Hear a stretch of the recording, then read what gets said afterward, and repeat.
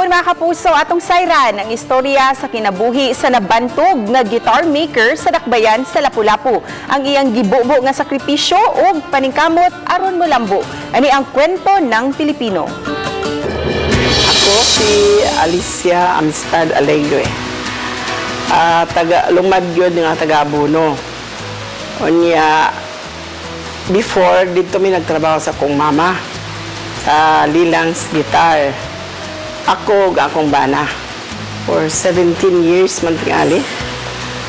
Unya, akong bana may nasa quality controller niya ako sa showroom gid ko. Before, ang iyang mamagpapa, may distributor na mo sa Manila. Pero tayang papa, bisag tuwa sa Manila, taga-dirig yun na sa Maribago. Kay bawa po na sa gitara. Kaya pagkamatay siyang mamagpapa, murag siya man i-take over. Siya na yung magkuhan sa Manila, magtigatod ng gitara sa landaing lugar. Hangtod nga, nagkasabot mi, na to. Buhay pas mama adto, murag nagsugod-sugod na may pagdili pa dako kayo na among negosyo. After ginamatay na si mama, hinihinay, nag-anam mo ka kuhan kaya akong bana, siyam ko stricto yun sa quality. After pagkamatay sa kong mama at papa,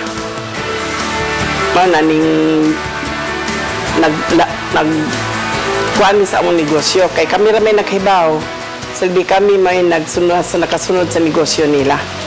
Ang gamay, kaya gini sa una. Kay sway-sway na to amo.